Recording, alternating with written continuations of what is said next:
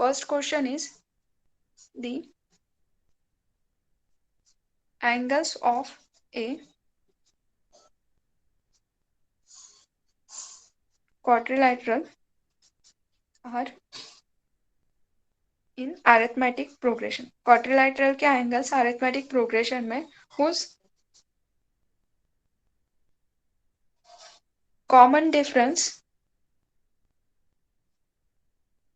is 10 degree. Find the angles. Firstly, we know that by property of a quadrilateral, sum of angle is 360 degree. Correct? Yes. Sum of angles of quadrilateral is 360 degree. अगर ये 360 degree सम given है, मतलब चार angle रहेंगे quadrilateral में और उसमें चारों एंगल का सम है 360 डिग्री. तो ले ये एंगल्स भी कैसे अरिथमेटिक प्रोग्रेशन है जिसमें कॉमन डिफरेंस गिवन है. Common difference is 10. तो common difference that is a d is equals to 10. और गिवन जो एंगल्स है, given angles are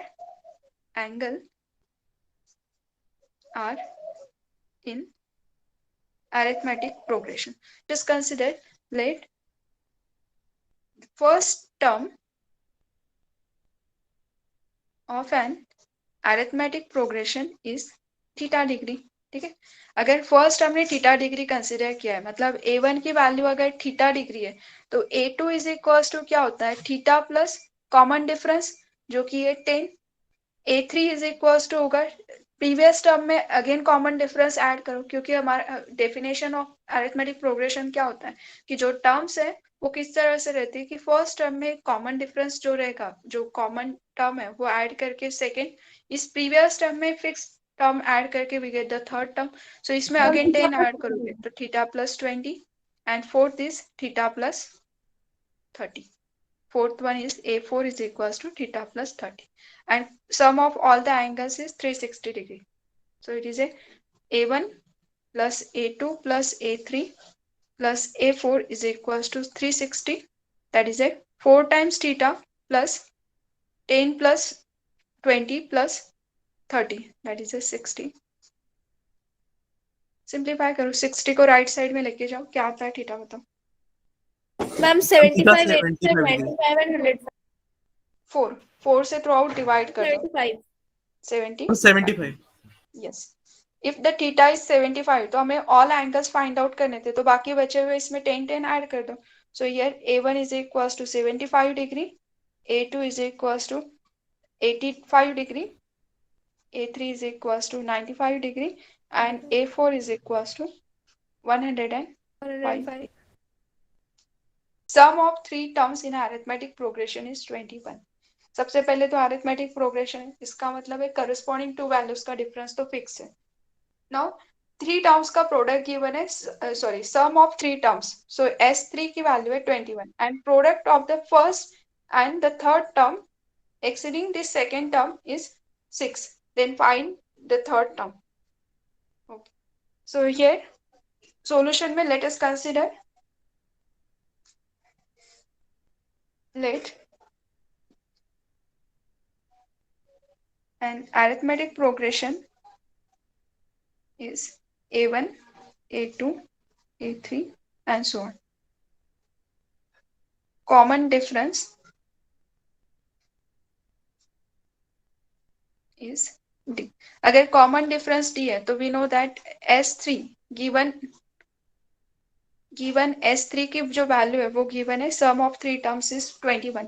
but S3 find out करने का फॉर्मूला क्या होता है, अगर हम Sn की बात करते हैं तो Sn is nothing but n/2 total जितने टर्म है उसका half into first term plus of last term ये रहता है. Otherwise first term is a, last term तो an का जो फॉर्मूला होता है it is a plus n-1 times d, जिससे हमें फॉर्मूला था n/2 twice a plus n-1 times d. So Sn का ये फॉर्मूला नोन है, इसमें n के जगह पे 3 पुट अप करो तो ये होगा 3/2 in bracket twice a plus n minus 1 d is equals to 21. इसे सिंप्लीफाई करके ये आ जाएगा twice a plus n minus 1 d is equals to, ये डिवीजन का 2 मल्टीप्लीकेशन में शिफ्ट करो और ये 3 इसके डिवीजन में आ जाएगा। तो 3 से ये टर्म अगर कैंसिल आउट करते तो 3 7 जा 21, 7 into 2, so it is a 14. 14. Suppose this is our equation number E.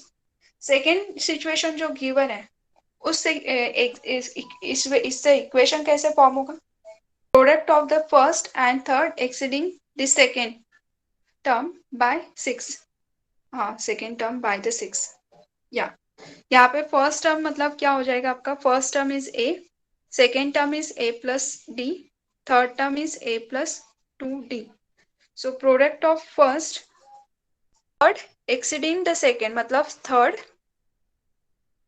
Term exceeding the second is equals to 6. Product किसका लेना है? First and third exceeding the second. तो सेकेंड उसमें से निकाल के जो थर्ड टर्म का पार्ट रहेगा उसके साथ में फर्स्ट टर्म का प्रोडक्ट ये होगा 6. नाउ हियर ये a as it is into ये जो ब्रैकेट टर्म है इसे अगर ओपन करते तो a माइनस ए यहाँ पे चला जाएगा, remaining is d is equals to 6. So a into d इसका प्रोडक्ट आपके पास में गिवन है, इट इज ए 6, जिसमें a plus d is equals to 7 है. a प्लस डी अगर 7 है तो यहाँ से एक वेरिएबल के फॉर्म में इक्वेशन को एक्सप्रेस करो. मतलब ये जो टर्म है, from this term we can write d is equals to 7 minus a. d की वैल्यू 7 minus a इसमें अगर पुट अप करते तो a d is equals to 7 minus a is equals to 6. Bracket को ओपन कर दो तो 7a minus a square is equals to 6. पूरा टर्म लेफ्ट हैंड साइड में shift. So it is a minus a square plus 7a minus 6 equals to 0. That means we get a square minus 7a plus 6 equals to 0. Find its root अगर find out करते तो इसे break करना पड़ेगा. तो a square -6a plus 6 equals to 0. So therefore from first order pair we can take a common. So it is a minus 6. Second में से minus sign common तो a minus 6 equals to 0. So a minus 1, a minus 6 equals to 0. That means a equals to 1 और a equals to 6. अब a की value अगर 1 है तो उसके करस्पॉन्डिंग अरिथमेटिक प्रोग्रेशन आएगा, और a की वैल्यू 6 है तो उसके करस्पॉन्डिंग, जिसमें d की वैल्यू भी हमें निकालनी पड़ेगी. अगर a की ये वाली वैल्यूज है तो d इज इक्वल्स टू क्या है? d is our 7 minus a. That means d is our 6.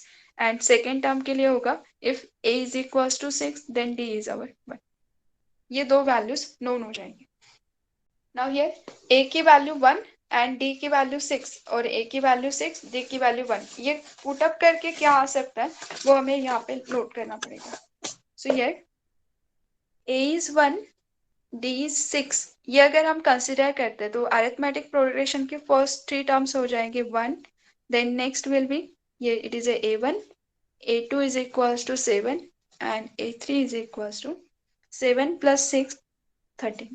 ये आएंगे फर्स्ट 3 टर्म्स. और अगर a1 is 6 and d is equals to 1 consider करोगे तो a1 is equals to 6, a2 is equals to 7 and a3 is equals to 6. 7 plus 1 is 8. अब the time taken by a person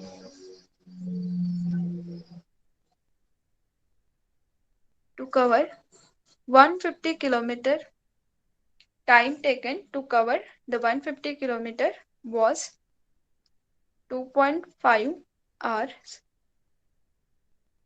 more than the time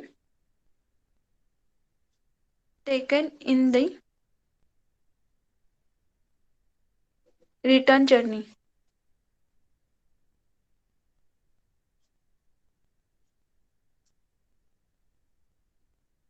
If the return at a speed of 10 kilometer per hour, more than the speed of going, what was the speed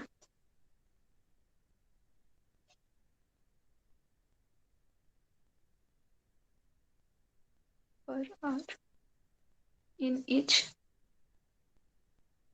direction.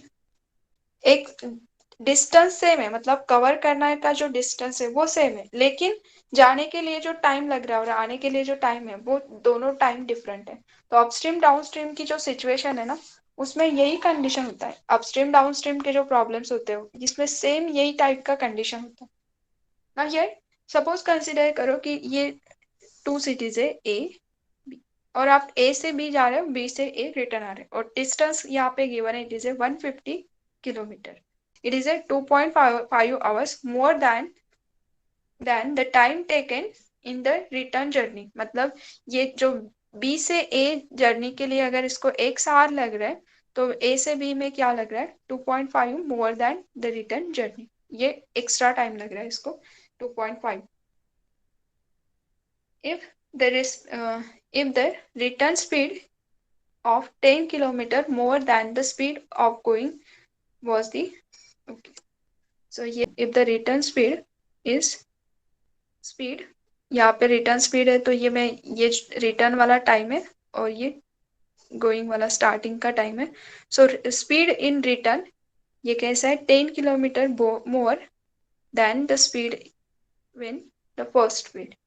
देखो यहाँ पे आपके पास में two cities है A and B, इनका distance है 150 kilometre. तो आपको डिस्टेंस कवर करना है फ्रॉम ए से बी पॉइंट। अगर आप जाते हो तो 150 किलोमीटर ये इतना ट्रैवलिंग कर रहे हैं। अब आने का स्पीड और जाते वक्त स्पीड डिफरेंट है। जब आप इस पॉइंट से स्टार्ट कर रहे हो तो आपका स्पीड है एस जी, ठीक है।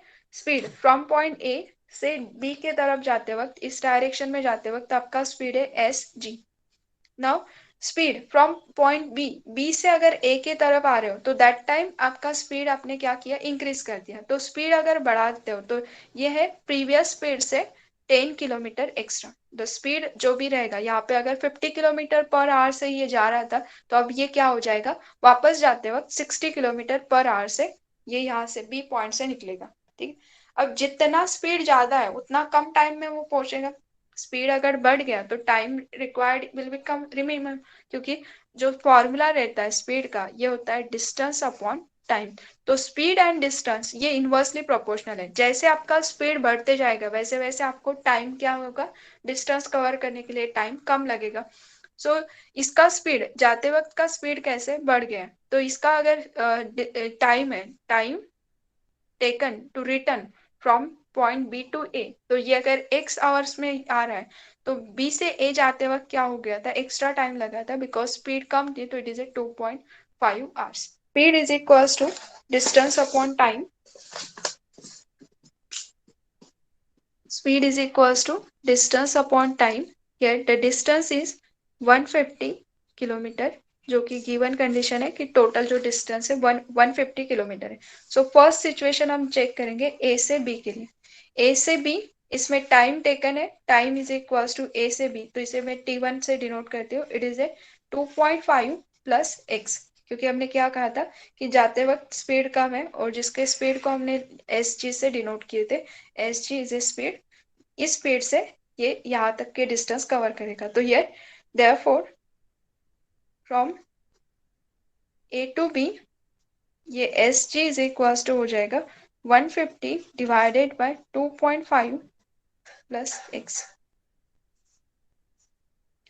तो इस टर्म से हम क्या लिख सकते हैं, 2.5 plus x into speed from A to B जो स्पीड है, it is a 150। Let's consider it is equation number A. वैसे ही अब सेकेंड सिचुएशन हम कंसिडर करेंगे। बी से आप रिटर्न आ रहे हैं, जर्नी रिटर्न हो रही है। सो रिटर्न के टाइम पे time t2 is x, distance तो सेम ही है, और स्पीड के बारे में क्या कहा था, रिटर्न का जो स्पीड है वो 10 किलोमीटर से हमने बढ़ा दिया था। अगर देखते हैं तो एस आर में क्या था, speed is equal to distance upon time, तो टाइम कितना ले रहा है एक्स।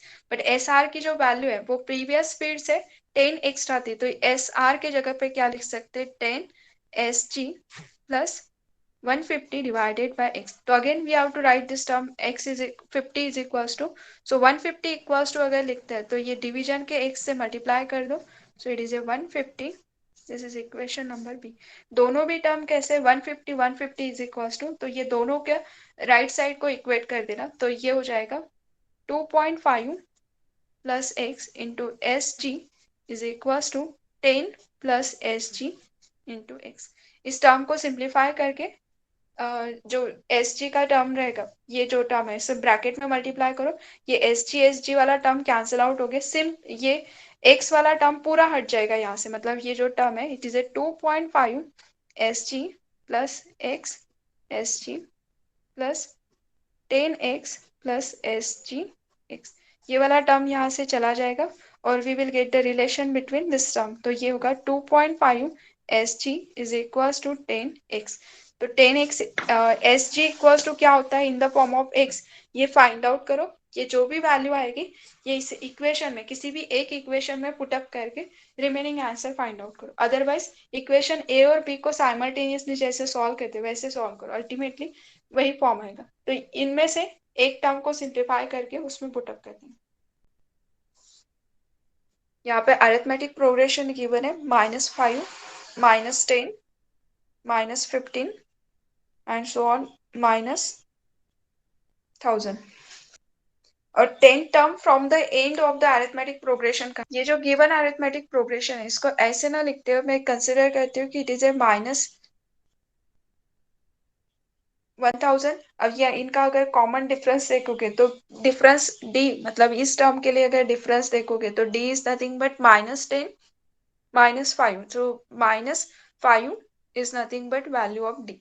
इसमें -5 ऐड करते जा रहे हो तब जाके ये वाला टर्म मिल रहा है. अब इसके प्रीवियस वाला टर्म जो होगा इसका इन दोनों का डिफरेंस -5 का होता, दैट मीन्स इसमें से -5 को सब्ट्रैक्ट करना पड़ेगा, देन इसका प्रीवियस वाला टर्म आएगा. मतलब इसका जो भी नेक्स्ट टर्म रहेगा ये अगर -1000 है तो common difference D is nothing but +5 -10 -5. इस तरह से आपके पास में अरिथमेटिक प्रोग्रेशन है.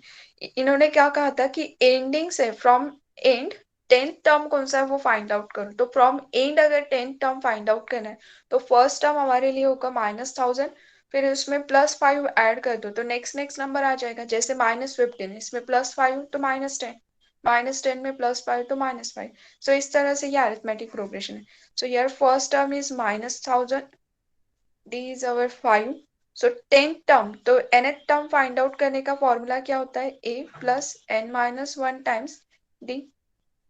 नाउ हियर 10th टर्म, तो 10th term is equals to a is a first term, तो एंडिंग से स्टार्ट कर रहे तो इसके लिए हमारा फर्स्ट टर्म है -1000, n-1 9, d इज 5. सिंप्लीफाई कर दो, 45 को माइनस करना है इसमें से, सो 5.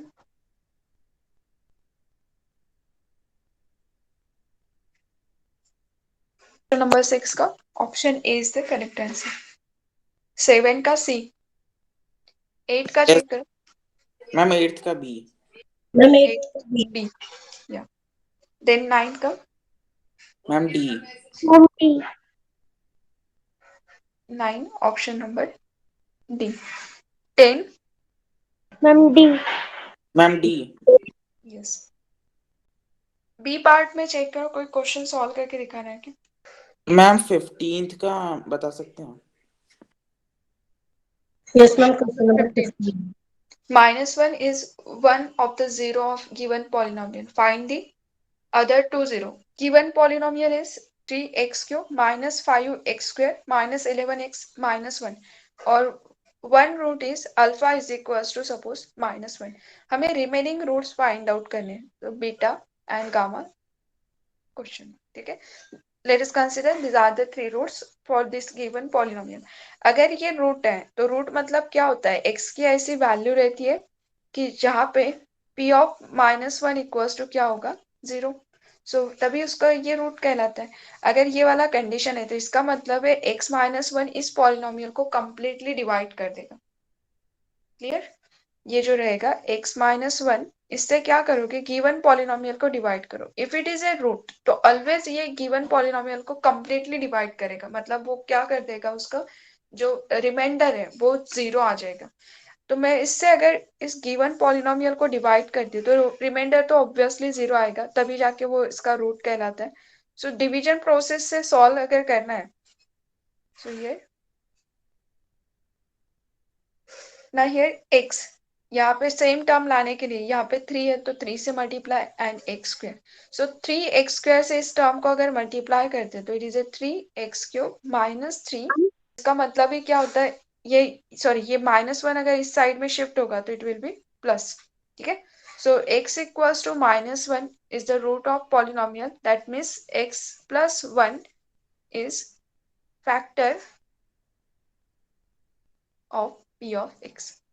अगर x इक्वल्स टू -1 ये रूट हो गया root of p of x, इसी का मतलब क्या होता है, x plus 1 is a factor of p of x। अगर ये इसका फैक्टर है तो फैक्टर ऑलवेज क्या करता है, गिवन पॉलिनोमियल को डिवाइड, मतलब वो कंप्लीटली रिमाइंडर क्या देगा, 0। सो दैट्स वाई मैं यहाँ पे x प्लस 1 से इस गिवन पॉलिनोमियल को डिवाइड कर रही हूँ। सो यहाँ पे जो टर्म्स है सेम टर्म यहाँ पे लाने के लिए 3x² से मल्टीप्लाई, सो 3x² से मल्टीप्लाई कर दोगे तो ये वाला टर्म आएगा। नाउ सब्ट्रैक्ट दिस टर्म, सो ये 0 -5x² -3x -11x -3 as it is. Now here 8x, so -8x से मल्टीप्लाई, जो यहाँ पे फर्स्ट टर्म है सेम यहाँ पे लाने के लिए क्या मल्टीप्लाई करना पड़ेगा, वो क्वांटिटी यहाँ पे लिखो। सो -8x से मल्टीप्लाई तो -8x² -8x। Again take the subtraction, so subtraction मतलब एक्चुअली इस पॉलिनोमियल को माइनस से मल्टीप्लाई कर रहे हैं, so it is a minus plus 0. Now here -11 plus 8, because 11 is minus, so multiply by minus. So -3 से अगर multiply करते हैं तो -3x -3, subtract this term, so it is a 0. So remainder क्या आ रहा है, 0. That means ये तो obviously 0 आने ही वाला था क्योंकि वो उसका फैक्टर है तो 0 आना ही मस्ट है ना। इसका मतलब क्या हो गया, दिस पॉलिनोमियल, ये जो टर्म है इसे हम क्या लिख सकते हैं, it is 3x³ -5x² -11x -3 is equals to x plus 1 into 3x² -8x -3. Now it is a quadratic equation. अब quadratic equation को एक तो फैक्टराइज करने के लिए फैक्टोरियल जो प्रोसेस है वो अप्लाई करो, या फिर quadratic equation quadratic फॉर्मूले की हेल्प से सॉल्व करो। x -3, okay. मिडल टर्म को आपको इस तरह से स्प्लिट अप करना है कि प्रोडक्ट आना चाहिए 9, मतलब अगर ये दो टर्म्स है आपके तो उनका प्रोडक्ट होना चाहिए -9 एंड एडिशन होना चाहिए -9x और +x। यस, सो यहाँ पे इसका फैक्टर्स क्या होगा, x plus 1 as it is और 3x² -9x प्लस 1x -3, क्योंकि -9 प्लस 1 इनका प्रोडक्ट होगा -9 और -9 प्लस 1 इनका एडिशन हो जाएगा -8। सो प्रोडक्ट आना चाहिए -9, एडिशन होनी चाहिए -8, तो ये दोनों कंडीशन को ये टर्म होल्ड कर रहा है 1 and 9। सो -9 प्लस x, ये किसको पहले लिखना है ये कोई रिस्ट्रिक्शन नहीं है, आप किसी टर्म को भी पहले और किसी को भी बाद में लिख सकते हैं ना। ये ब्रैकेट में से 3x को कॉमन निकाल लो, इस ब्रैकेट में से 3x common, so it is a x -1 और यहाँ से 1 common, so it is x -3। यहाँ पे गलत लिखा है मैंने x -3 क्योंकि 3x कॉमन निकाल रहे तो इट इज अ -3 ना। इस पूरे स्क्वायर ब्रैकेट में से x -3 outside, so it is a x plus 1 x -3 and 3x plus 1. Equate each factor equals to 0 क्योंकि to find the root take to find roots take p of x equals to 0। अगर p of x equals to 0 लेते हैं तो इसका मतलब है x plus 1 x -3 and 3x plus 1 equals to 0. Equate each factor equals to 0 तो we get the root, that is a x equals to -1 3 -1 by। Ma'am आप 16 वाला बता सकते हैं? या एक 19 वाला डिस्कस कर लेते हैं, then 16. Fifth term of an arithmetic progression is equals to the 8 times arithmetic it's 8 term. Okay, so सबसे पहले ना इसका सिंबॉलिक क्या कर रहे हो आप वो मेंशन कर दो. मतलब मैं मैक्सिमम स्टूडेंट का आंसर आ चुका होगा. जस्ट राइटिंग में क्या करोगे, ऑलवेज आपके लिए आपको पता है कि ए मतलब होता है फर्स्ट टर्म, डी मतलब होता है कॉमन डिफरेंस. लेकिन अगर क्वेश्चन में ये सारी चीजें गिवन नहीं है और आप ले रहे हो तो वहां पे मेंशन कर दो कि let first term of an arithmetic progression is A and common difference is D. ठीक है, सो ये हमने कंसिडर किया. इसके वजह से क्या हो जाएगा, किसी का नोटेशन अगर किसी ने चेंज भी कर दिया तो कोई फर्क नहीं पड़ेगा. Instead of writing small A you may right capital A और कुछ अदर भी लिख सकते हो. बस वहां पे मेंशन कर दो कि आप किसको फर्स्ट टर्म ले रहे हो, क्या कॉमन डिफरेंस है. गिवन क्वेश्चन में नहीं था इसलिए हम ये कंसिडर कर रहे हैं. Now here we know that nth term of an arithmetic progression is an is equals to a plus n minus 1 times d. अगर nth टर्म फाइंड आउट करने का ये फॉर्मूला है तो यहाँ पे फिफ्थ टर्म और एथ टर्म का रिलेशन है. So here fifth term of an arithmetic progression is a5 and eighth term of arithmetic progression is a8. Given condition क्या है, fifth term of an arithmetic progression is equals to 8 times the 8th term. So that means given condition is a5 is equals to 8 times 8 term. Now here fifth term, तो ये nth term find out करने का formula known है. तो fifth term find out करने के लिए क्या करेंगे, यहाँ पे इसकी फिफ्थ टर्म के लिए instead of n 5 put up कर दो. सो it is a plus 4 times d is equals to 8 in bracket a plus 7 times d. Ma'am वो A5 के सामने 5 आएगा ना? a5 के सामने फिफ्थ 5 टाइम्स, हाँ correct. 5 times the fifth term is equals to 8 times the 8th term. Correct है. ना हियर इस पूरे टर्म ब्रैकेट को मैं ओपन करके क्या करूंगी, whole term left hand side पे शिफ्ट करती हूँ. सो ये हो जाएगा 5a plus 20d is equals to 8a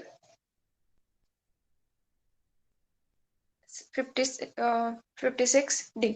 whole term अगर राइट साइड में शिफ्ट करते हैं, पूरा का पूरा टर्म राइट साइड में shift. So here we get it is 8a minus 5 3a 56 minus 20 36. So यहाँ से एक्चुअली कुछ भी फाइंड आउट नहीं हो रहा है. एक इक्वेशन और दो अननोन है तो इसमें ना ए मिलेगा ना डी मिलेगा, बट एक दूसरे के फॉर्म में तो मिल सकते हैं. सो हमें रिक्वायरमेंट क्या है, ए और डी की वैल्यू नोट करना. बट ए और डी यहाँ से फाइंड आउट करना पॉसिबल नहीं क्योंकि one equation two unknown not possible to find out. So instead of finding exact value हम इसका रिलेशन फाइंड आउट करेंगे. तो 336d को मैं राइट साइड में शिफ्ट करती हूँ और 3 से डिवाइड करती हूँ. मतलब a equals to in the form of d क्या आएगा वो हमें नोन होगा. So it is a -12d. Correct है. a इक्वल्स टू -12d इस रिलेशन से ये -36 हो जाएगा राइट साइड में जाके और 3 से divide. So a equals to -12d. Exact value possible होगा तो एग्जैक्टली निकालो, अगर इक्वेशन एक ही है तो रिलेशन फाइंड आउट करो. तो ये हो गया इन दोनों का रिलेशन.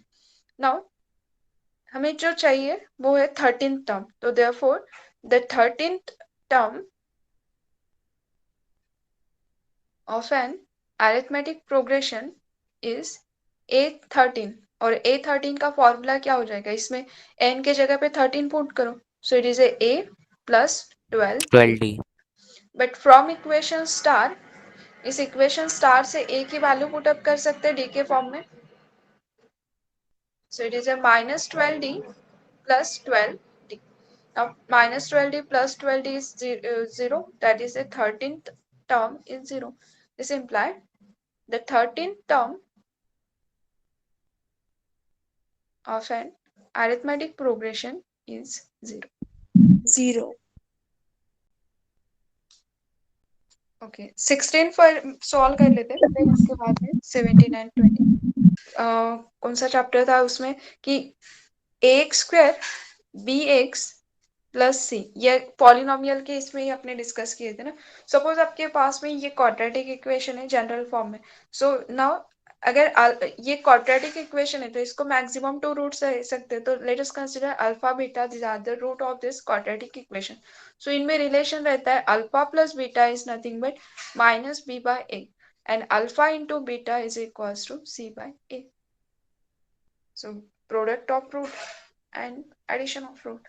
सो यहाँ पे addition of root find out करने के लिए कहा था, तो अल्फा प्लस बीटा तो माइनस बी बाय ए, इस क्वाड्रेटिक इक्वेशन को इसके साथ में कंपेयर करते जाओ। So A is equals to our 2, B is equals to -8 and C equals to 3। So alpha plus beta is minus B by. तो ma'am alpha beta निकालने की जरूरत नहीं है ना? नहीं, ये ओके डायरेक्ट मैम। रिलेशन ही है ना रूट्स का, and product of the roots क्या हो जाएगा यहाँ से, c by a, that means 3/2। Roots find out करके निकालते तो भी कोई प्रॉब्लम नहीं, लेकिन वहां पे अगर अंडर रूट में एक आधा आ गया तो मैम फिर बिना रूट के भी आंसर दे दिए तो चलेगा? हाँ, इसके लिए चलता है क्योंकि ये हमने ऑलरेडी स्टडी किया हुआ है, मतलब हम हमारे सिलेबस में नहीं है और स्टिल हम यूज कर रहे हैं, तो तब हमें उसका एक्सप्लेनेशन देना पड़ता है। लेकिन ये आपके इसमें ऑलरेडी फॉर्मूले है ना, तो इसलिए हम डायरेक्टली यूज कर सकते हैं। If the sum of first 7 terms of an arithmetic progression is 49, so first 7 terms का आपके पास में summation given है, it is a 49, and that of first 17 terms is 289. So इसका मतलब है आपके पास में दो इक्वेशन तो आने वाले हैं. Now we have to find the sum of nth term. So here let first term of an arithmetic progression is d a, and common difference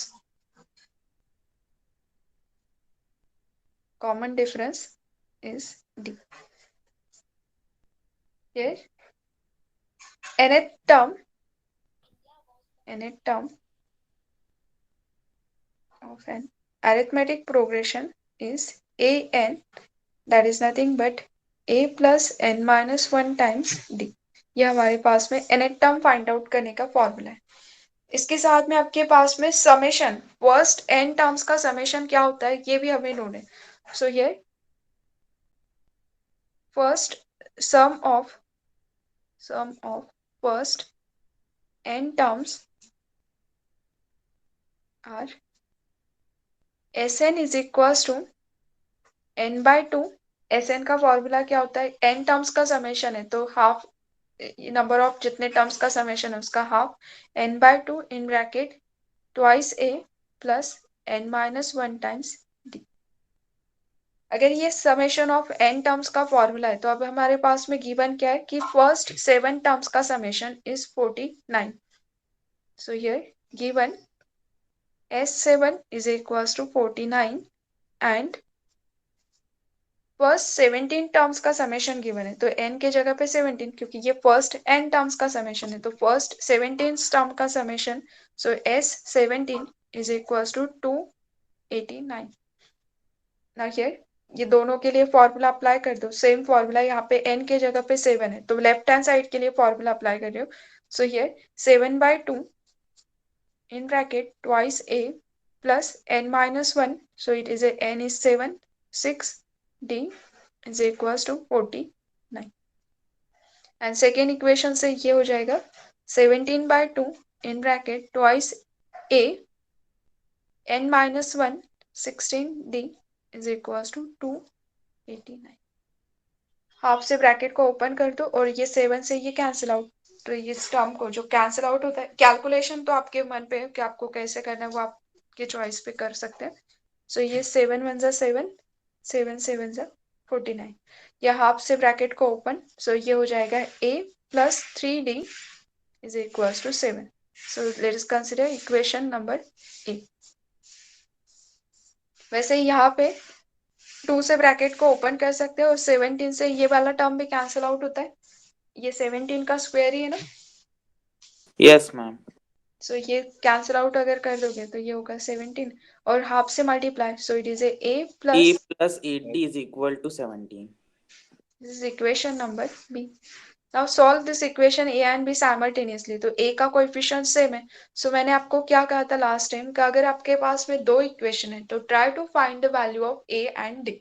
अगर दो इक्वेशन नहीं है, एक ही है तो रिलेशन, बट यहाँ पे दो इक्वेशन, इसका मतलब हम A और B फाइंड आउट कर सकते हैं. सो यहाँ पे A का कोएफिशिएंट सेम है, that's why we take A minus B. Subtract equation A minus B, तो A माइनस A इज 0. यहाँ पे इन दोनों का सब्ट्रैक्शन होगा -5D is equals to -10. That means D is equals to 2. D की वैल्यू 2 किसी एक यस मैम. इक्वेशन में पुट अप करके A फाइंड आउट करो, तो D इक्वल्स टू 2 यहाँ पे पुट अप करोगे तो इट इज 6 को राइट साइड में शिफ्ट, तो A equals ma'am to A is equals to 1. 1. हमें फाइंड आउट क्या करना था, find the sum of first n terms. तो n टर्म्स का समेशन फाइंड आउट करना है, फर्स्ट n टर्म्स का समेशन. जो फॉर्मूला नोन है उसमें n तो अननोन रहेगा, बट A और D की वैल्यू तो पता है, वो फाइंड पुट अप कर दो. तो Sn is equals to n by 2 in bracket A is 1, so 1 into 2, so it is a 2 plus n minus 1 as it is and D is 2. So bracket में से 2 common निकालो, outside के half के साथ cancel, so it is a n in bracket 1 plus n minus 1, that means it is n square. Yes ma'am. Ma'am question number 20 बता दीजिए. Find the value of k for which the quadratic equation equal roots. quadratic के जो condition है कि roots अगर find out करते तो formula is minus B plus minus under root of B square minus 4ac divided by twice A. ये quadratic equation के roots find out करने के लिए क्वाड्रेटिक फॉर्मूला है, जिसमें ये जो रहेगा बी स्क्वायर माइनस 4ac, इसके बेसिस पे हम रूट्स को क्लासिफाइड कर दे कि suppose it is less than 0 तो कॉम्प्लेक्स रूट आएंगे, मतलब नो रियल रूट. अगर निगेटिव है तो निगेटिव में रूट्स रियल के अंदर कभी आता ही नहीं है, तो no real roots. If b square minus 4ac ये अगर 0 हो गया, तो सपोज ये 0 हो गया तो क्या होगा, बचेगा माइनस बी बाय ट्वाइस है. बट क्वाड्रेटिक है तो हाईएस्ट पावर 2 है, तो इसका मतलब है 2 रूट्स आने चाहिए, तो फिर वहां पे रूट्स क्या होंगे, रूट्स आर इक्वल. और अगर बी स्क्वायर माइनस 4ac की कुछ वैल्यू आ गई दैट ग्रेटर देन 0 अगर हो गया, तो ये प्लस माइनस की वजह से 2 रियल एंड डिस्टिंक्ट रूट्स आएंगे, तो we get the 2 real and distinct roots. ये हमने ऑलरेडी स्टडी किया हुआ है. सो इसी के बेसिस पे यहाँ पे ऑलरेडी लिखा है कि रूट्स आर इक्वल. अगर इक्वल रूट्स आ रहे हैं इसका मतलब क्या है, b square minus 4ac equals to 0 आपके पास में गिवन है. ये इनडायरेक्टली आपके पास में गिवन है. Now here given quadratic equation को जनरल क्वाड्रेटिक इक्वेशन के साथ में कंपेयर करने के a b c find out करना है.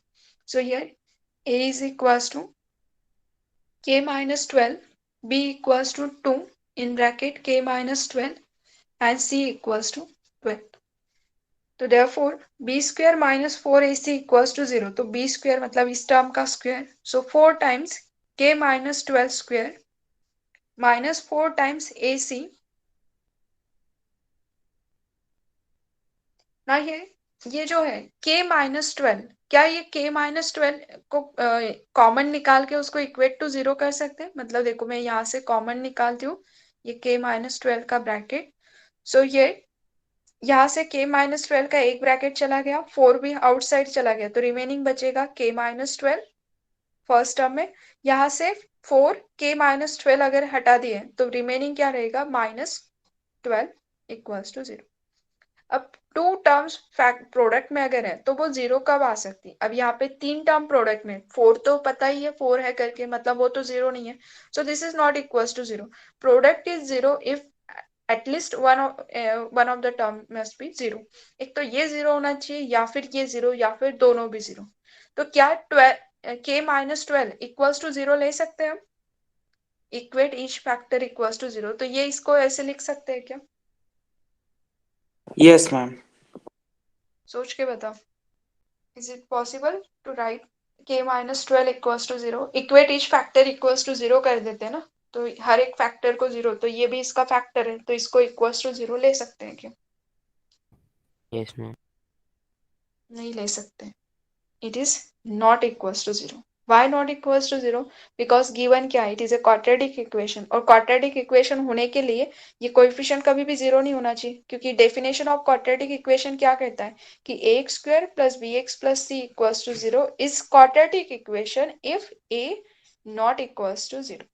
ए बी सी ये सबके सब तीनों के तीनों कोएफिशिएंट कैसे रियल नंबर है, इसमें से बी और सी 0 रहा तो कोई फर्क नहीं पड़ेगा, लेकिन एक्स स्क्वायर का कोएफिशिएंट नॉट इक्वल्स टू 0 होना चाहिए, तभी हम क्या कहेंगे इसको क्वाड्रेटिक इक्वेशन। करेक्ट। सो यहाँ से क्या हो गया कि ये अगर क्वाड्रेटिक इक्वेशन है तो इसका कोएफिशिएंट कभी 0 नहीं रहेगा, ये 0 नहीं रहेगा, इसका मतलब है k minus 12 is not equals to 0। So ये भी नॉट इक्वल्स टू 0 है, 4 भी नॉट इक्वल्स टू 0 है, तो हम क्या करेंगे यहाँ पे divide by 4k minus 12। Not equals to 0 वाली टर्म से आप डिवाइड कर सकते हैं, 0 जिसका आंसर 0 है उससे कभी डिवाइड नहीं करते, बट जो नॉट इक्वल्स टू 0 है उससे डिवाइड कर सकते हैं। तो ये अगर 0 चला गया है यहाँ से हटा दिए, सो बचेगा क्या, minus 24 equals to 0। That means k equals to simply 24, ना कि 12 और 24। अगर किसी ने 12 और 24 लिख दिया, सो यहाँ से जितने भी मार्क्स है वो कट हो जाएंगे। 21 वाला करा दीजिए। A manufacturer of TV sets produces 600 sets in a third year. यहाँ पे आपको अरिथमेटिक प्रोग्रेशन बनाना पड़ेगा सबसे पहले, तो यहाँ पे क्या है थर्ड ईयर, इसमें 600 टीवी सेट्स बना रहा है, then 700 set in a 7th year, so directly in a 7th year 700 sets. Assume that the production increases uniformly in a fixed number every year. इसका मतलब क्या हो गया कि एवरी ईयर वो फिक्स नंबर ऑफ अगर इंक्रीज कर रहा है, इसका मतलब वो अरिथमेटिक प्रोग्रेशन के फॉर्म में गिवन है। यहाँ पे सिर्फ आपके पास में ये वाला टर्म गिवन है, इससे हमें दो इक्वेशन मिलेंगे, उनको सॉल्व करके हम डी एंड ए ये नोन हो जाएगा। वंस हमें फर्स्ट टर्म और कॉमन डिफरेंस पता है तो फिर बाकी क्वेश्चन में कुछ भी पूछे ना तो वो हम इजीली फाइंड आउट कर सकते हैं। सो ये थर्ड टर्म तो डायरेक्टली आंसर लिखती हूँ मैं, तो थर्ड टर्म फाइंड आउट करना है, तो nth टर्म फाइंड आउट करने का फॉर्मूला है a plus n minus 1 times d। तो third term is 600 and your formula is a plus 2d is equals to 600. Let us consider equation a. Similarly हमारे पास में 7 term given है, so a7 is equals to 700, तो a7 का formula होगा a plus 6d is equals to 700. Equation number b. Now subtract this equation, so it is 0 minus 4d is equals to, and it is a 100, therefore d is equals to 25. अगर d की value known है तो इसमें put up करके a find out करो, so here d equals to 25 अगर put up कर दे तो a इज इक्वल्स टू हो जाएगा 600 minus 50, that is a equals to 550। Question first क्या था, find the first term of an arithmetic progression. So here first year production is 550। Now ये हो गया फर्स्ट क्वेश्चन का आंसर। सेकंड क्वेश्चन क्या है, production in a 10th year. So here question number second का production in the 10th year, इसका मतलब क्या हो गया कि वो पूछ रहे A10 की वैल्यू, क्योंकि हमने थर्ड ईयर को क्या कहा है A3, 7th ईयर को कहा है कि A7, तो 7th टर्म कंसिडर करें, तो ये 10th ईयर के लिए क्या होगा A10, that is A plus 9d। A is known, D is known, इसको सिंप्लीफाई कर दो तो we will get the answer of A10। आप लोग ट्राई करके देख लेना, क्योंकि टाइम हो गया इसलिए मैं फटाफट कर रही हूँ। And next question is C, the total production in the 7th up to the 1st to 7th year, ठीक है। So C में क्या है, 1st to 7th year इसका टोटल प्रोडक्शन पूछा है, दैट मीन्स A7 पूछ रहा है। A7 का फॉर्मूला क्या होता है, it is A7 is equals to n by 2 in bracket twice A plus n minus 1 times D। अब इसमें जो वैल्यूज है सभी वैल्यूज को पुट अप करो, समेशन का जस्ट सिंपल फॉर्मूला यहाँ पे। क्लियर? क्वेश्चन का आइडिया आ गया ना क्या करना है एग्जैक्टली? तो is the following situation is possible? If so, then determine their present age. The sum of the ages of the two friends is 20 years, and 4 years ago, the product of their ages was 48. ये जो पूरा condition given है इसको firstly आपको mathematical form में convert करना है, तो हमें प्रेजेंट एज दोनों का भी नहीं पता है, तो कंसिडर कर लो। तो let us consider, let current age of first friend is x and current age of second friend is y. तो हम दोनों दो फ्रेंड्स गिवन है, तो summation of their two friends age is 20 ये गिवन है। तो let present age of first friend is x and second is y 20। ये हो गया हमारा इक्वेशन नंबर 1। सेकेंड क्या है? 4 ईयर एगो। अगर 4 ईयर एगो निकालते हैं तो 4 ईयर एगो तो एक्स, अगर प्रेजेंट एज फर्स्ट फ्रेंड का प्रेजेंट एज अगर एक्स है तो 4 ईयर एगो की सिचुएशन में क्या होगा? मैम 4 माइनस होगा एजेस से। यस करेक्ट है। यहाँ पे क्या होना चाहिए? 4 माइनस, अगर करंट एज से सिंस फ्रॉम 4 ईयर एगो अगर लिखते हैं सिर्फ 4 ईयर एगो, तो इसका मतलब आपको क्या करना पड़ेगा? सब्ट्रैक्शन, मतलब 4 ईयर अगर बैक जाते तो क्या होगा? और 4 ईयर फ्रॉम सिंस, तो यहाँ से क्या हो जाएगा? 4 ईयर सिंस द 4 ईयर, तो वो जो होता है टर्म उसमें 4 ईयर ऐड करना पड़ता है। तो यहाँ पे कंडीशन कैसी है? 4 ईयर एगो। सो 4 ईयर एगो की सिचुएशन में प्रेजेंट एज अगर एक्स है फर्स्ट फ्रेंड का, तो ये होगा x minus 4 and second friend का हो जाएगा x माइनस y माइनस 4। और इन दोनों का product of 4 year ago, the product of their age is 48। So ये y minus 4 is equal to 48। अब प्रॉब्लम क्या होता है कि यहाँ से जो इक्वेशन फॉर्म होगा इसमें दो वेरिएबल कंटेन है, तो हमें सिंगल वेरिएबल में कन्वर्ट करना है। तो मैं सबसे पहले ये जो टर्म है इसमें सिंगल वेरिएबल में कन्वर्ट करने के लिए फ्रॉम इक्वेशन 1, ये जो इक्वेशन नंबर 1 है इस इक्वेशन में आइदर x इक्वल्स टू या फिर y इक्वल्स टू लिखो। सो y इक्वल्स टू ये होगा 20 माइनस x। सो y की वैल्यू इसमें पुट अप कर दो ताकि कंप्लीट इक्वेशन x इस वेरिएबल में कन्वर्ट होगा। So it is therefore from equation 1, ये जो है from equation 1 x minus 4 as it is and y की value 20 minus x minus 4 equals to 48। Simplify this term, तो ये x माइनस 4, ये जो टर्म है इसको सिंप्लीफाई करोगे तो minus x and 20 minus 4 is 16, 48। Bracket को ओपन कर दो तो ये हो जाएगा x इंटू एक्स, तो माइनस एक्स स्क्वेयर। ओके, सो ये 16x plus 4 20x and minus 4 into 16 minus 48 equals to 0. So therefore ये जो माइनस सिंबल है मैं थ्रू आउट माइनस से मल्टीप्लाई कर देती हूँ, तो x square minus 20x plus इन दोनों का addition equals to 0। Find out its root. Possible है कि रूट्स निकालना, चेक करो इसके रूट। अब इस टर्म के जब रूट निकालते हैं तो रूट फाइंड आउट करते वक्त क्या करना है कि इस मिडल टर्म को ब्रेक करना है ऐसे दो पार्ट्स में कि इनका एडिशन होना चाहिए -20 एंड प्रोडक्ट आना चाहिए 112। अगर रूट्स नहीं निकालते आ रहे तो आपका क्वाड्रेटिक फॉर्मूला अप्लाई करो। अगर क्वाड्रेटिक फॉर्मूले में अप्लाई करते हैं तो ये अगर रियल एग्जिस्ट है तो एग्जिस्टेंस कब रहता है? हमने क्वाड्रेटिक इक्वेशन में 4 रूल्स देखे थे, जिसमें क्वाड्रेटिक इक्वेशन जनरल फॉर्म है ax square bx plus c equals to 0।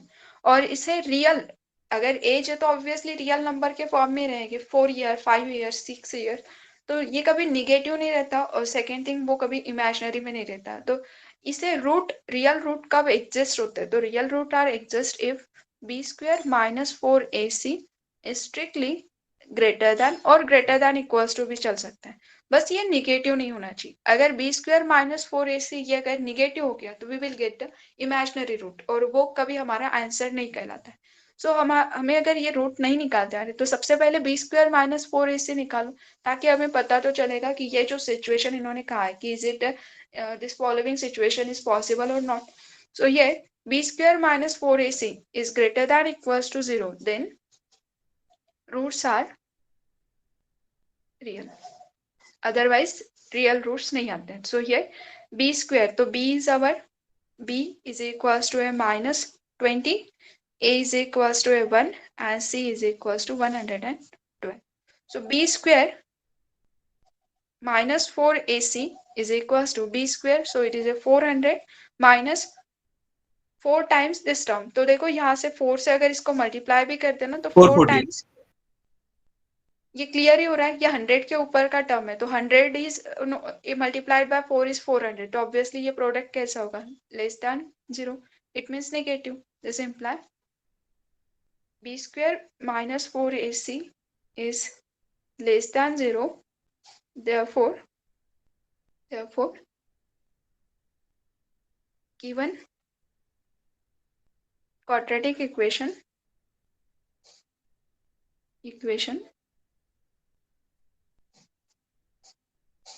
does not have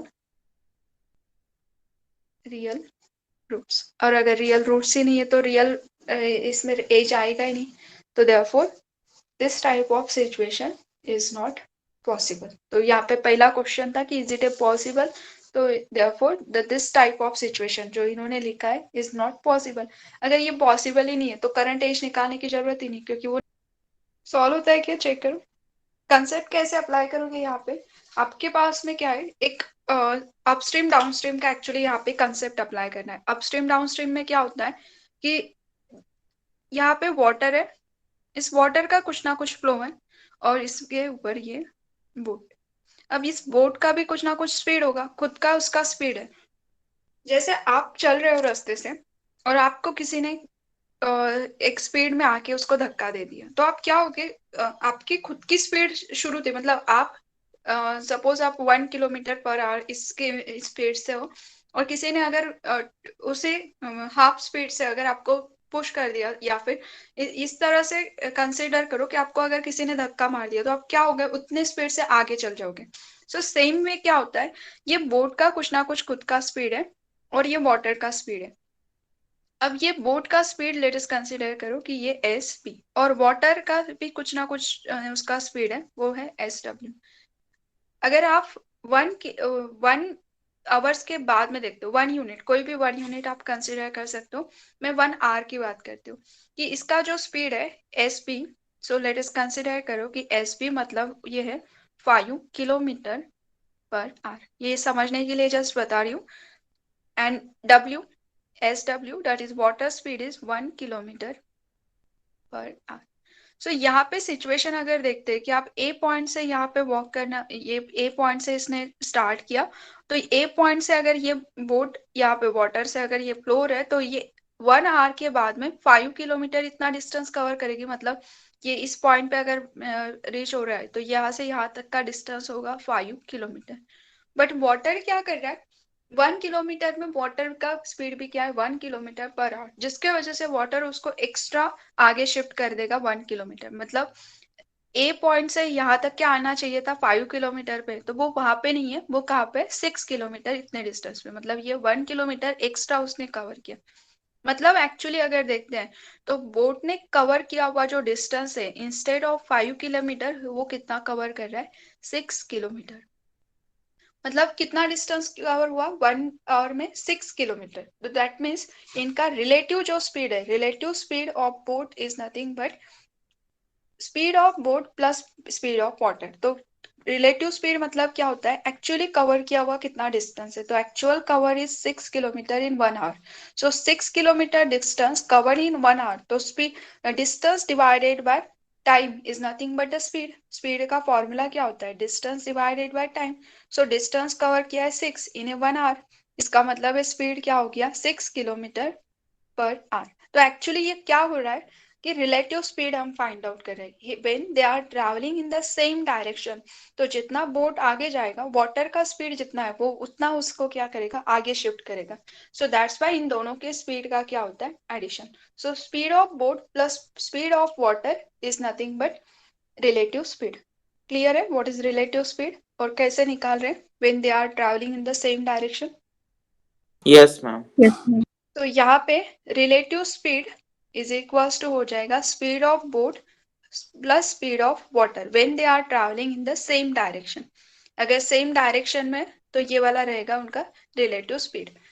second situation क्या हो सकती है कि बोट आपका अब वापस जा रहा है, वाटर का फ्लो तो वही है, वाटर इस डायरेक्शन में जा रहा है, लेकिन बोट ए पॉइंट से बी पॉइंट तक के आ गया है। नाउ बी से अगर वापस उसको उसके ओरिजिनल प्लेस पे जाना है तो वो क्या हो जाएगा, इस डायरेक्शन में मूव होगा, मतलब अपोजिट ऑफ वाटर। अब अपोजिट ऑफ वाटर के वजह से क्या होगा, 1 आवर के बाद में उसने 5 किलोमीटर डिस्टेंस कवर करना चाहिए था, मतलब 1 आवर में ये बी पॉइंट से यहाँ पे इस साइड में जा रहा है, तो आफ्टर द 1 आवर जिस पॉइंट पे वो पहुंचेगा तो बोट ने 5 किलोमीटर इतना डिस्टेंस कवर करना चाहिए था। लेकिन होगा क्या, वाटर का अपोजिट डायरेक्शन होने के वजह से वाटर का स्पीड है 1 किलोमीटर पर आवर, उसके वजह से वो 1 किलोमीटर उसको क्या करेगा, पीछे ढकेल देगा। इसके वजह से उसने टोटल तो 5 कवर करना चाहिए था, लेकिन अब वो कितना कवर कर रहा है, ओनली 4 किलोमीटर। मतलब आफ्टर 1 आवर जब हम बोट को ऑब्जर्व करेंगे कि वो कहाँ पे है, तो वो कितने किलोमीटर पे होगी, 4 किलोमीटर। इसका मतलब है इसने सिर्फ 4 किलोमीटर कवर किया है इन ए 1 आवर। अगर ये सिचुएशन है तो इसका मतलब क्या हो रहा है, ये हो रहा है इसका स्पीड। सो स्पीड में 4 किलोमीटर पर आवर, मतलब एक्चुअली क्या हो रहा है कि बोट का जो स्पीड है, वाटर उसको पीछे ढकेल रहा है, तो स्पीड ऑफ वाटर उसको क्या कर रहा है, सब्ट्रैक्ट। तो when they are travelling in opposite direction that time relative speed is speed of boat minus speed of water. ये हो जाएगा इनका relative speed. When they are traveling in same direction, that time addition. Traveling in opposite direction, that time it is a subtraction. अब किसमें speed ज्यादा है, दोनों same direction में ट्रैवल करेंगे तब या अपोजिट डायरेक्शन में, मैम सेम डायरेक्शन में ट्रैवल करेगा सेम तो। डायरेक्शन में स्पीड ज्यादा है। और वी नो दैट अगर स्पीड ज्यादा हो गया तो आपको टाइम कम लगेगा। अगर दो पॉइंट्स आपके दो सिटीज है और दो सिटी मतलब एक सिटी से दूसरे सिटी पे आप ट्रैवल कर रहे हो, तो आपका स्पीड जितना ज्यादा होगा उतना टाइम कम लगेगा, और जितना स्पीड कम होगा उतना टाइम एक्स्ट्रा लगेगा, बिकॉज स्पीड एंड टाइम कैसे रहते हैं, इनवर्सली प्रोपोर्शनल। तो इसके वजह से वो स्पीड जितना एक्स्ट्रा है उतना टाइम कम लगेगा। सो इसी बेसिस पे इस क्वेश्चन में आपके पास में क्या कंडीशन है कि motor boat whose speed is 18 kilometre per our. तो स्पीड बोट का जो स्पीड है वो आपके पास में गिवन है, तो मैं यहाँ पे जो गिवन कंडीशन है उसी के साथ में लिखती हूँ। सो यहाँ पे ये let the speed of steam. Speed of boat, ये गिवन ही था तो मैं स्ट्रीम ही कर देती हूँ। Let the speed of stream, ma'am क्योंकि बोट की स्पीड दी हुई है। या गिवन है be x kilometre per hour. इसको हम डिनोट कर रहे हैं SW से, it is a x kilometre per our.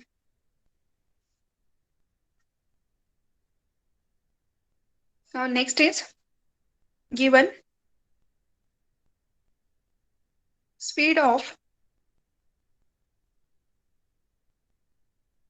motor boat is 18 kilometer per hour and it is denote, इसे डिनोट कर रहे हैं हम SB से, that is 18 kilometre per our. Here again condition आपके पास में गिवन है कि जो डिस्टेंस ये जो है डिस्टेंस कवर करना है, जो डिस्टेंस गिवन है कितना कवर करना है, इट इज 24 किलोमीटर। तो डिस्टेंस इज 24 किलोमीटर। इतना डिस्टेंस कवर करना in upstream A to B point की जो बात करें वो है 24 किलोमीटर। अपस्ट्रीम डाउनस्ट्रीम में सेम डिस्टेंस कवर करना है। And here we know that the formula of finding speed is equals to we know that speed is nothing but distance upon time, जिसमें यहाँ पे ये जो कंडीशन है इसमें डिस्टेंस गिवन है 24 और टाइम के रिस्पेक्ट में यहाँ पे सिचुएशन गिवन है कि जो टाइम है given condition is given 1 hour more taken the time in upstream. ठीक है, so here given is the 1 hour more to go 24 kilometer upstream than to return downstream. इसका मतलब क्या होता है अपस्ट्रीम डाउनस्ट्रीम, मतलब क्या हो रहा है कि अपस्ट्रीम में अगर वो जा रहा है, अपस्ट्रीम मतलब वाटर के फ्लो के अपोजिट डायरेक्शन में, upstream that is opposite direction में, so upstream that is opposite direction में अगर वो ट्रैवल कर रहा है तो it takes 1 kilometre 1 hour more, क्योंकि हमें पता है कि अगर वो अपोजिट डायरेक्शन में ट्रैवल कर रहे हैं तो ऑब्वियसली स्पीड का सब्ट्रैक्शन होता है और स्पीड कम हो जाती है, तो रिलेटिव स्पीड कम अगर है तो it takes more time, so 1 hour more लग रहा है upstream as compare to downstream. Downstream मतलब दोनों भी जब एक डायरेक्शन में ट्रैवल करते हैं that is called a downstream. So ये इन दोनों ये जो है speed equals to distance upon time, तो यहाँ से टाइम का फॉर्मूला हो जाएगा डिस्टेंस अपॉन स्पीड, तो time is equals to distance upon stream. तो ये मैं यहाँ पे टाइम इन अपस्ट्रीम लिख देती हूँ, let the time in a upstream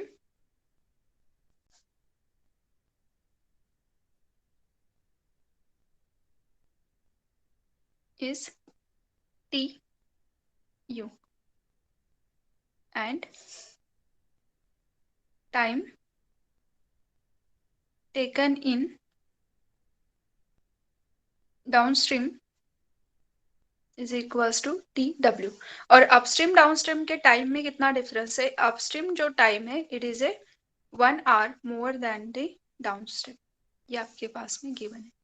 now here formula of speed is distance upon time. अब अपस्ट्रीम का जो फॉर्मूला रहेगा TU is equals to distance upon speed. Upstream के अंदर, अपस्ट्रीम में देखो अपस्ट्रीम का सिचुएशन क्या होता है अपोजिट डायरेक्शन, और अपोजिट डायरेक्शन में अगर ट्रैवल कर रहे हैं तो अपोजिट डायरेक्शन में ये जो रहेगा इनके स्पीड का सब्ट्रैक्शन होता है, मतलब speed of boat minus speed of water. Upstream time is nothing but 1 plus TW is equals to 24 kilometre travel करना है. Speed of boat is known, speed of जो बोट है इज इक्वल्स टू, बोट का जो speed है it is 18 और speed of water हमने consider किया है x. So this imply 18 minus x into 1 plus TW is equals to 24. Suppose this is our equation 1.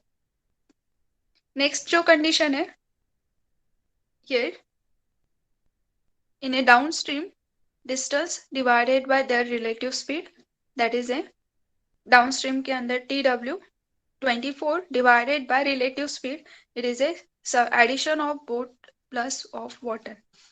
It is 24 divided by boat का speed है 18 and water speed हमने consider किया था x. So ये जो है TW इसकी वैल्यू आ गई है 24 divided by 18x. Suppose this is equation B.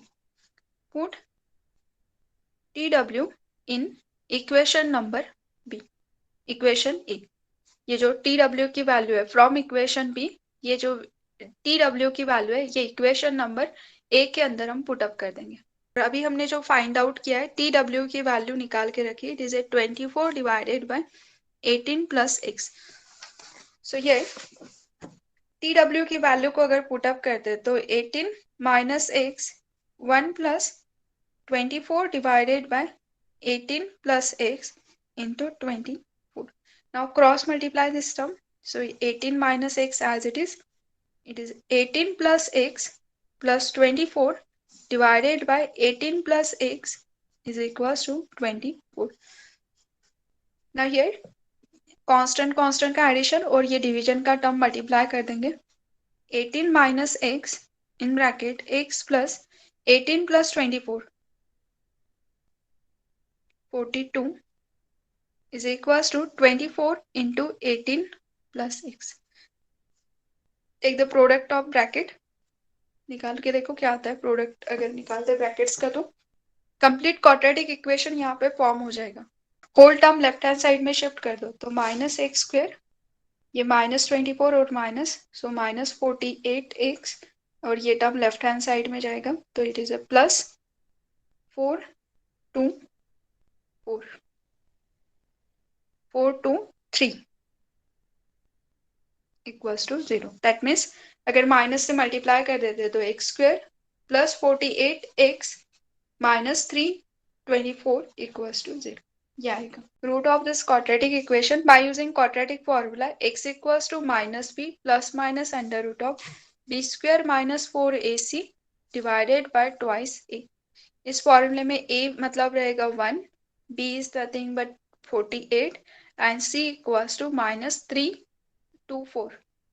So x को फाइंड आउट करके देखो तो ये आएगा आपका 6 और माइनस 54, बट निगेटिव आंसर नहीं रह सकते because x is denoted the speed.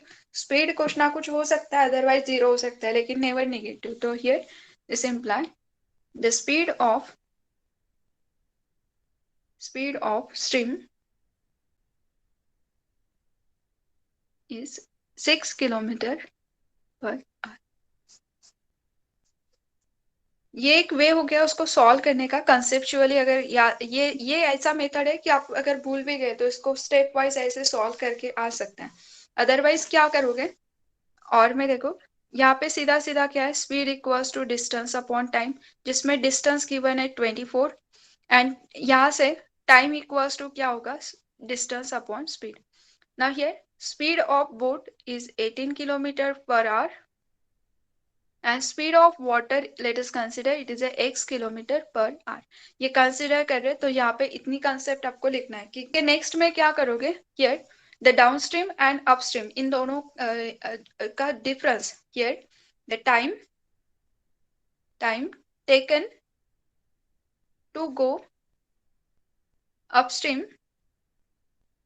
upstream का जो टाइम है ये कैसा है, 1 hour more than the downstream, मतलब time taken in upstream minus time taken to go downstream is equals to 1, because clearly लिखा है कि अपस्ट्रीम और डाउनस्ट्रीम इन दोनों के टाइम का कितना डिफरेंस है, 1। So upstream minus of downstream is equals to 1। अब अपस्ट्रीम में अगर जाते हैं तो डिस्टेंस है आपके पास में 24, देखो टाइम का फॉर्मूला क्या है, डिस्टेंस अपॉन स्पीड। तो अपस्ट्रीम में अगर आप जा रहे हो तो डिस्टेंस तो आपको उतना ही है 24, और स्पीड में क्या होता है, अपस्ट्रीम मतलब अपोजिट डायरेक्शन। अपस्ट्रीम का मीनिंग क्या होता है, अपोजिट डायरेक्शन।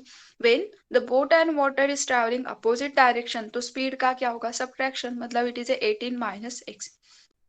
24 डाउनस्ट्रीम में भी हमें सेम डिस्टेंस कवर करना है, बट द स्पीड, इस टाइम स्पीड का क्या होगा, डाउनस्ट्रीम मतलब 18 plus x।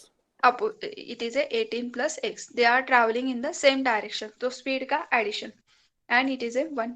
अब क्रॉस मल्टीप्लाई कर दो तो अल्टीमेटली आपके पास में एक इक्वेशन फॉर्म होगा, और वो रहेगा quadratic equation, that is a x square plus 48x minus 324 equals to 0। और ये इक्वेशन और अभी जो हमने सॉल्व किया दोनों भी सेम ही कंसेप्ट है, क्वेश्चन एग्जैक्टली सेम है, हमने भी यही किया है, ठीक है। तो जो स्ट्रीम डाउनस्ट्रीम ट्रेन मैंने डिटेल में वीडियो इसके ऊपर बनाए हुए हैं, तो आप लोग उसका सिर्फ कंसेप्ट देख लेना कि एग्जैक्टली क्या कर रहे हैं। कंसेप्ट समझने के बाद में ना आपको फॉर्मूला याद करने की जरूरत नहीं पड़ती कि क्या किस में क्या करना पड़ेगा। क्वेश्चन किस तरह से, अ train travel certain average speed from a distance of 54 kilometre and the traveling distance of 63 kilometer at the average speed of 6 kilometer per hour more than the original speed. If it takes 3 hours to complete the total journey, what is the original average speed? ये question 2000 3 बार आया हुआ है, मतलब ये एक तो 15 में आया हुआ है, और सेम जस्ट इसकी वैल्यूज चेंज करके 2016 और 2018 में आया है, 16 एंड 18। इसी में जस्ट वैल्यूज को चेंज करके वो क्वेश्चन को ये कर देते हैं, बट कंसेप्ट सेम है। एक बार कंसेप्ट समझ में आ गया तो वैल्यूज चेंज करने से कोई फर्क नहीं पड़ता। Here let the speed of train, और ये कैसा ओरिजिनल स्पीड की बात कर रहे हो, तो it is A original speed of train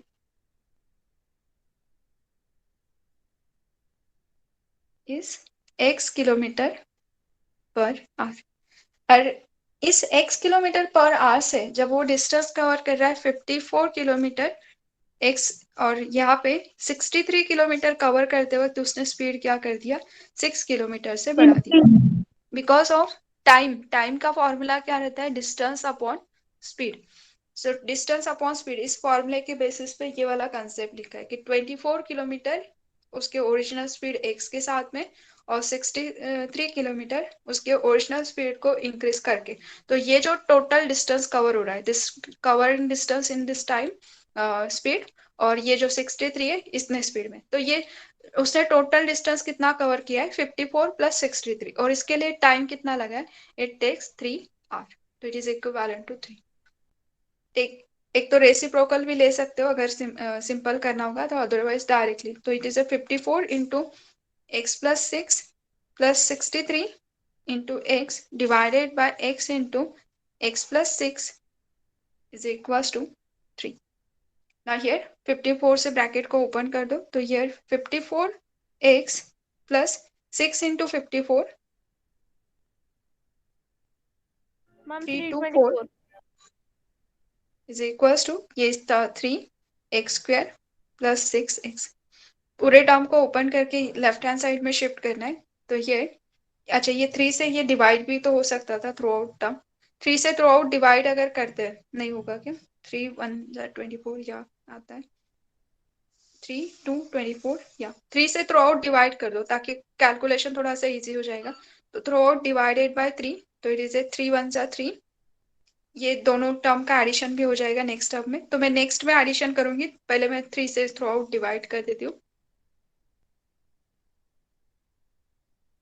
ये